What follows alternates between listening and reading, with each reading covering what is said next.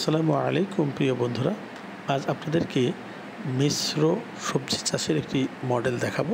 এটি আমার নিজস্ব রিসার্চ প্লটের মিশ্র সবজি চাষের মডেল। এটি আমি নিজেই এক্সপেরিমেন্ট করার চেষ্টা করেছি। এখানে প্রত্যেকটি বেডে আমি 3 থেকে 4 প্রকারের সবজি দিয়েছিলাম।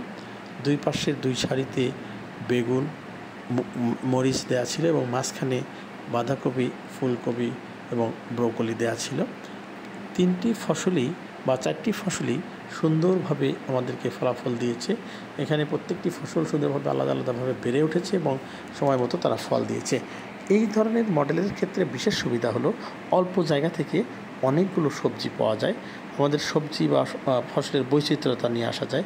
আমাদের যাদের জমির পরিমাণ অনেক কম কিংবা আমাদের যে পারিবারিক পুষ্টি বাগান, যেখানে অল্প জায়গা থেকে অনেক বিভিন্ন ধরনের সবজি আমরা পেতে চাই, সেখানে আমরা এই মডেলটি অবশ্যই ফলো করতে পারি।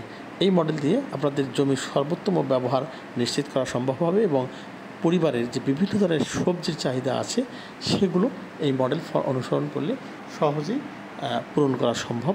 তো কাজেই বন্ধুরা, আপনাদের যাদের বাড়িতে ছোট জায়গা আছে, অল্প জায়গা আছে, সেখানে আপনারা এই মিশ্র সবজি চাষের মডেলটি ব্যবহার করতে পারেন। ভিডিওটি দেখার জন্য আপনাদেরকে অসংখ্য ধন্যবাদ। ভিডিওটি ভালো লাগলে লাইক, কমেন্টস এবং শেয়ার করুন। এ ধরনের ভিডিও পেতে ফলো দিয়ে পাশে থাকুন। ধন্যবাদ সবাইকে।